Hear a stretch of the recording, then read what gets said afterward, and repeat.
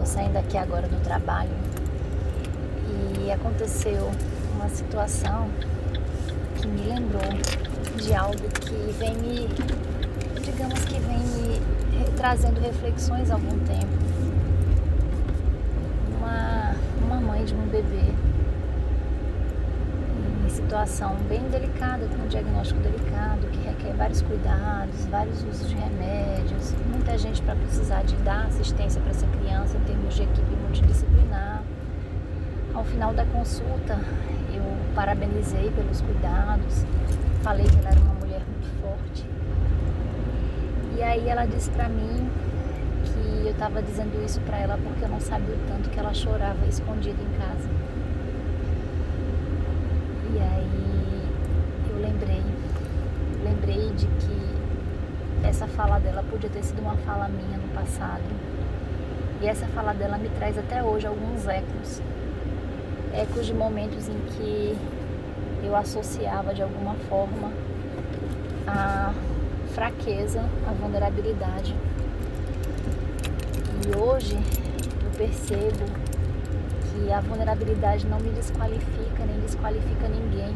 Ao contrário, muitas vezes é exatamente nesse choro que se encontra a grande força, que é a força de prosseguir apesar da dor. É a força de enfrentar alguns medos, porque faz-se necessário. E eu me vejo nessa fala hoje como uma mulher que já está de alguma forma em processo de cura, não completamente curada, mas em processo de cura. Mas me tocou muito isso que ela disse. E eu conversei com ela, isso que eu estou falando aqui com vocês, né? Sinto que ela de alguma forma acolheu, não sei, mas eu falei o que eu acho, o que eu sinto. E eu pensei em outras coisas também.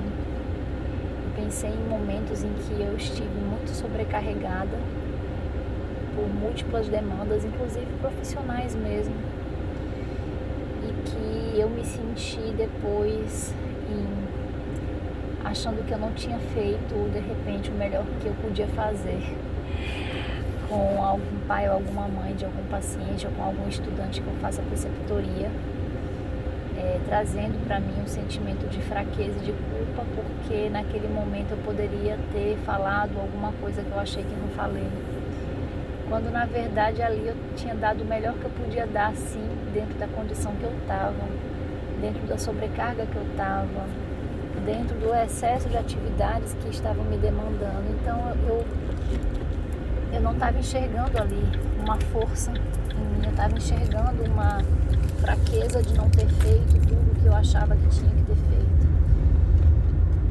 E hoje eu questiono, né, até que ponto o choro desqualifica alguém, até que ponto a vulnerabilidade desqualifica, até que ponto você não entregar tudo que você imagina que tinha que ter entregado por estar sobrecarregada te torna alguém menos merecedora, ou alguém fraca, ou alguém, enfim, que precisa de carregar uma sensação de não merecimento. São tantas as possibilidades a serem indagadas e tantas as reflexões que me trazem hoje, mas hoje eu enxergo diferente. Hoje eu vejo força. Eu vejo força em quem está fazendo o possível dentro do que tem para equilibrar vários pratinhos. Eu vejo força naquela que chora escondida no banheiro. Eu vejo força naquela que chora na frente de todo mundo.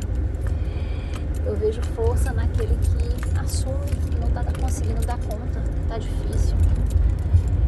Eu vejo força naquele que fala que eu preciso descansar e vai lá no quarto e deita.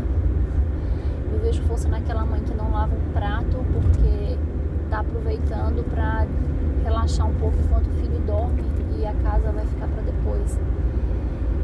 Eu vejo força em quem assume que não é forte, mesmo sendo sem saber que é.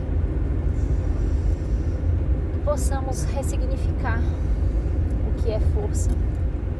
Possamos olhar para nós mesmos, para nós mesmas, o maior acolhimento, que possamos chorar mais abertamente, sem nos privarmos de repente sentir quem somos, sem precisar de esconder. Que possamos ser mais generosos conosco, com os outros, e que a vulnerabilidade seja sinônimo de força e não de fraqueza mais. Um abraço a todos e a todas.